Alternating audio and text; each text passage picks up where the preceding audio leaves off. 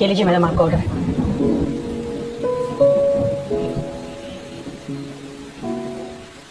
ये लीजिए भैया। अरे नहीं नहीं, आप रख लीजिए, ये आपके काम नहीं आएगा। Thank you madam. सुनिए भैया, बाहर इतनी ठंड हो रही है और आपने ये हाफ टी शर्ट पहन रखी है, आपको ठंड नहीं लग रही है? मैडम ठंड तो लगी रही है मुझे, बाकी ऑर्डर भी तो देने जाने हैं ना, पैसे कैसे कमाएंगे फिर।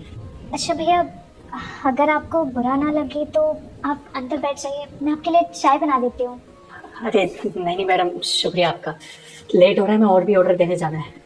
देखिए मैं तो बस आपसे रिक्वेस्ट ही कर रही हूँ, बस 2 मिनट की बात है, आप अंदर बैठिए, मैं आपके लिए चाय बना के लेके आती हूँ।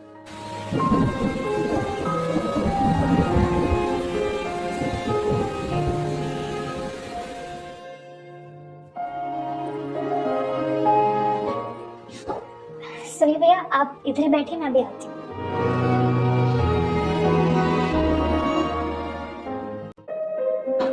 हाँ, रस्तम सुनो, वो बाहर डिलीवरी वाला है। तो क्या हुआ? वो बाहर बहुत सर्दी है ना, तो मैंने उन्हें अंदर बैठा दिया है। हाँ तो अच्छी बात है, एक काम करो तुम उन्हें चाय पिला दो, ठंड ज्यादा है ना। वो क्या है ना, वो डिलीवरी बॉय जो है वो हाफ टी शर्ट में आया है, तो मैं सोच रही थी कि तुम्हारा नया वाला जैकेट दे दूँ। वो नई जैकेट जो कल लेकर आया था? हाँ वही जैकेट।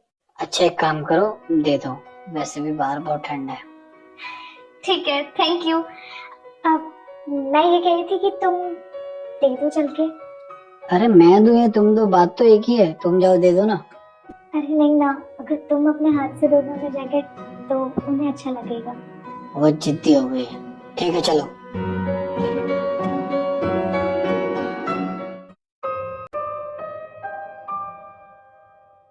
ये लीजिए चाय। शुक्रिया। भाई इतनी ठंड हो रही है, तुम कोई जैकेट वगैरह क्यों नहीं पहन के आए? ये आपकी बीवी है? जी हाँ, ये मेरी बीवी है।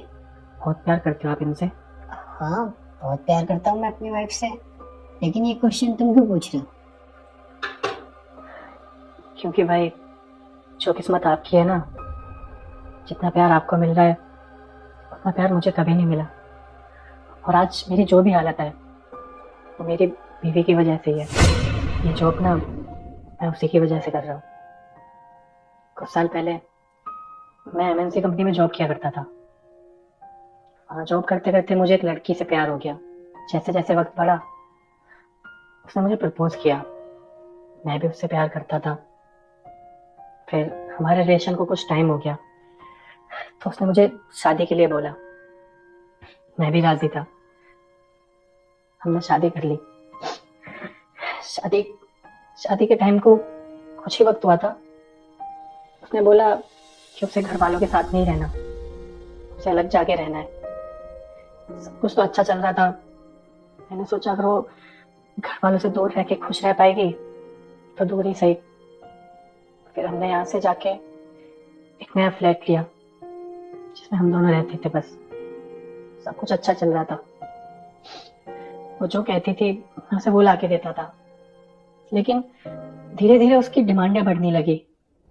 मुझे ऐसा लगने लगा कि वो मुझसे नहीं मेरे पैसों से प्यार करती है। फिर कुछ टाइम बाद मुझे पता चला कि वो ना एक लड़के से बात करती है। मैंने उससे पूछा भी कि वो लड़का कौन है। उसने बोला कि वो उसका दोस्त है।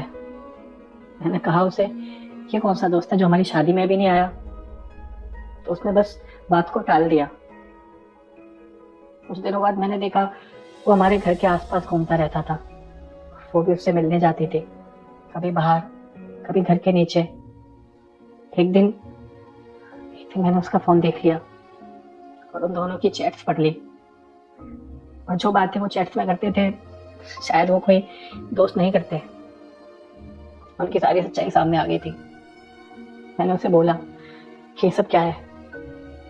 उसने उल्टा मेरे ऊपर इनाम लगा दिया कि अगर मैं ऐसा कुछ भी किसी को भी बताऊंगा तो मुझे फंसा देगी। उसने मुझसे डाइवोर्स की मांग की।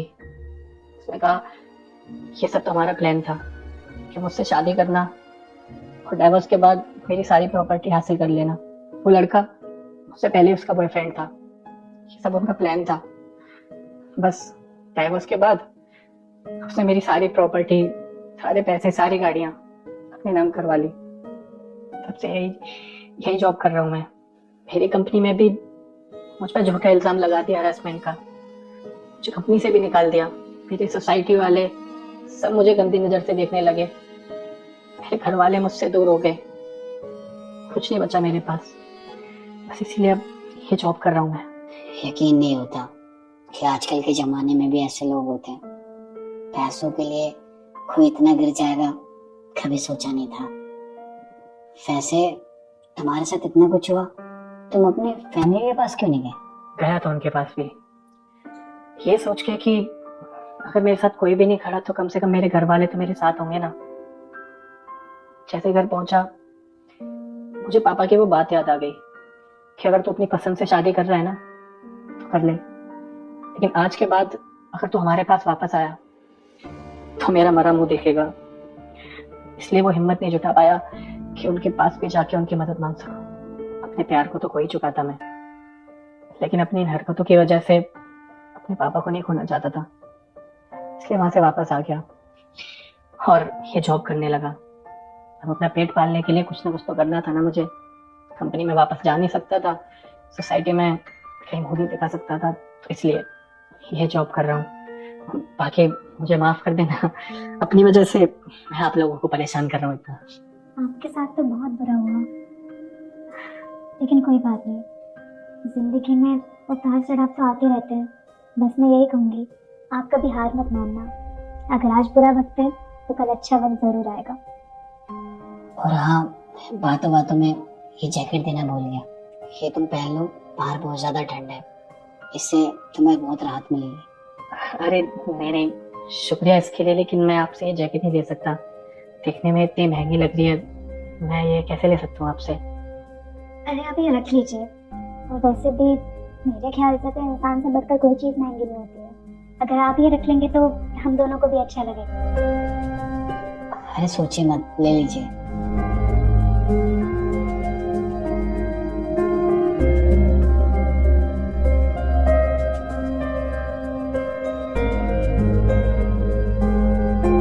शुक्रिया आप लोगों का। आप जैसे अच्छे लोग ना इस दुनिया में बहुत कम होते हैं। अब मैं चलता हूँ, मुझे और कुछ जगह डिलीवरी करती हूँ।